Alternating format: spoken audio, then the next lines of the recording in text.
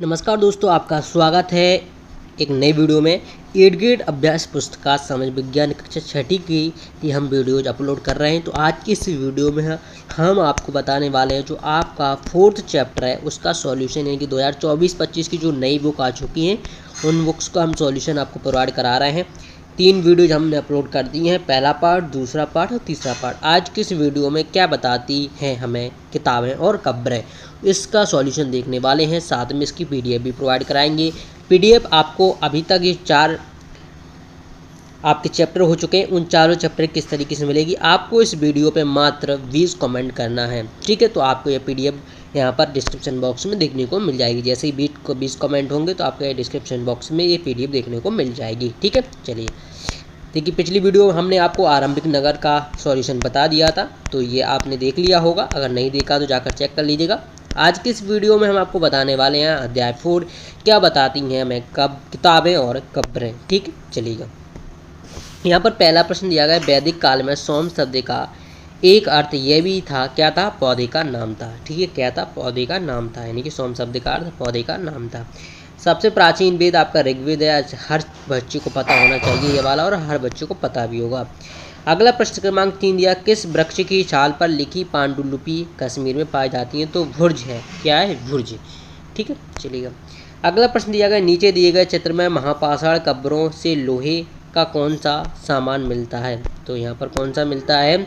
आपका हो जाएगा कुल्हाड़ियाँ। क्या हो जाएगा? कुल्हाड़ियाँ, ठीक है। चलिए, अगला प्रश्न है प्रश्न क्रमांक 5, असमिया, गुजराती, हिंदी, कश्मीरी, सिंधी भाषाएं थी, ये भारत की थी। कहाँ का थी?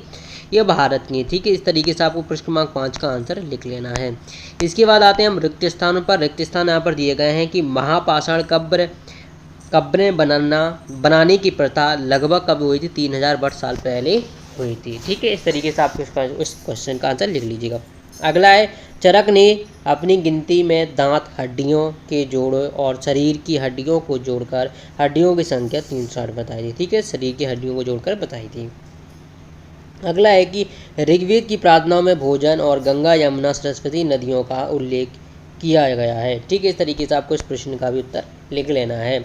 अगला प्रश्न दिया गया, शिलालेख। यहाँ पर क्या हो जाएगा? शिलालेख में आपका प्रस्तर खंड पदांत नाम से जानते हैं, ठीक है। इस तरीके से आपका इस पदांत नाम से जानते हैं, ठीक है। इस तरीके से आपको इसका आंसर लिख लेना है।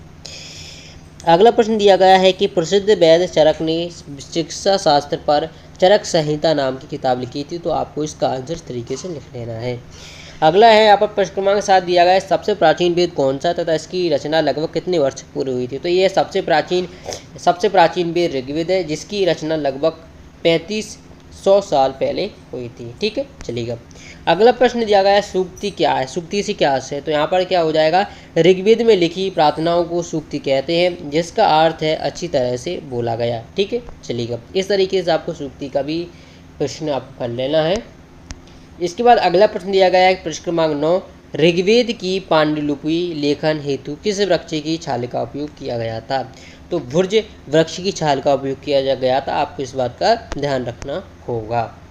अगला प्रश्न क्रमांक 10 दिया गया है, दास या दस्यु किसे कहते हैं, कहा जाता है, ठीक है। इसमें लिखना है, दस्यु वे लोग होते हैं जो यज्ञ नहीं करते हैं और शायद दूसरी भाषाएं बोलते थे। बाद में समय में दास शहर का मतलब गुलाम हो गया था, ठीक है। इस तरीके से आपको इसका आंसर लिख लेना है। इसके बाद अगले प्रश्न पर पहुंचते हैं। अगला प्रश्न हमारा यहाँ पर दिया गया है कि ऋग्वेद की प्रार्थनाओं में मुख्यतः किन किन नदियों का उल्लेख है? तो ऋग्वेद नदी में किन किन नदियों का प्रयोग किया गया? तो यहाँ पर ऋग्वेद की प्रार्थनाओं में व्यास और सतलज नदी का क्या है? नामक नदियों का उल्लेख है, ठीक है। चलेगा, इसके बाद अगला प्रश्न दिया गया है प्रश्न क्रमांक 12, महापाषाणों के निर्माण के लिए लोगों को किस प्रकार के कार्य करने पड़ते थे? तो यहाँ पर आपको लिखना है, महापाषाणों के निर्माण के लिए लोगों को गड्ढे खोदना, शिलाखंडों को देखकर लाना, बड़े पत्थरों को तराशना और मरे हुए को दफनाना आदि कार्य किए जाते थे। तो इस तरीके से आपको इसका आंसर लिख लेना है। अगला प्रश्न दिया गया प्रश्न क्रमांक 13 कि महापाषाणों में एक से अधिक कंकाल मिले हैं, ये किस बात को स्पष्ट करता है? तो इसका आंसर आपको लिखना है कि कभी कभी महापाषाणों में एक से अधिक कंकाल मिले हैं। वे यह दर्शाते हैं कि शायद एक ही परिवार के लोगों को एक ही स्थान पर अलग अलग समय पर दफनाया गया था। इस तरीके से आपको प्रश्न क्रमांक 13 का भी आंसर लिख लेना है। अगला प्रश्न दिया गया है कि प्रश्न 14, इनाम गांव में पुरातत्वविदों को किन किन खाद्यान्नों के बीज मिले हैं और उनके नाम लिखिए। तो गेहूं, जो चावल, दाल, बाजरा, मटर और तिल आदि के बीज मिले हैं। तो इस तरीके से आपको इसका आंसर भी यहाँ पर लिख लेना है। क्या लिख लेना है? इस तरीके से आपको इसका आंसर भी लिख लेना है। अगला प्रश्न दिया गया है प्रश्न क्रमांक 14 की लोगों की सामाजिक स्थिति की असमानताओं को किस प्रकार से जाना जाता था। इसका आंसर आपको लिखना है, लोगों की सामाजिक स्थिति की असमानताओं को पता कंकाल के साथ पाई गई चीज़ों से लगता है।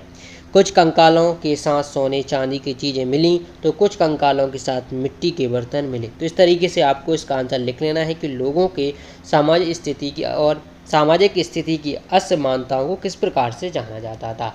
तो इस तरीके से हम जान सकते थे। ठीक है, चलिएगा।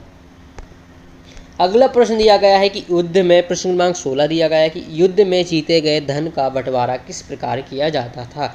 इसका आंसर आपको लिखना है, युद्ध में जीते गए धन का कुछ भाग सरदार रख लेते थे तथा कुछ हिस्सा पुरोहितों को दे दिया जाता था। शेष धन आम लोगों में बांट दिया जाता था। कुछ धन यज्ञ करने के लिए भी प्रयुक्त होता था। इस तरीके से आपको प्रश्न क्रमांक 16 का आंसर यहाँ पर लिख लेना है। ठीक है, चलिएगा। अगला प्रश्न यहाँ पर दिया गया है आपका, यहाँ पर देखिएगा, यहाँ ये आपके कंप्लीट हो चुके हैं, यानी कि आपके यहाँ पर 16 क्वेश्चन दिए हुए थे। 16 के 16 आज की इस वीडियो हमने देख लिए हैं।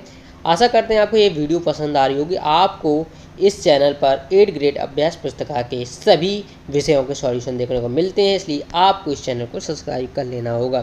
तो हमने यहाँ तक चैप्टर 4 तक कंप्लीट कर लिया है। क्या बताती हैं हमें किताबें और खबरें। इसी तरीके से हम सारे चैप्टरों को कवर करेंगे, सभी विषयों के भी कवर करने वाले हैं, इसलिए आप चैनल को सब्सक्राइब कर लीजिएगा और बेल आइकन का बटन अवश्य दबाइएगा। मिलते हैं नेक्स्ट वीडियो में। धन्यवाद।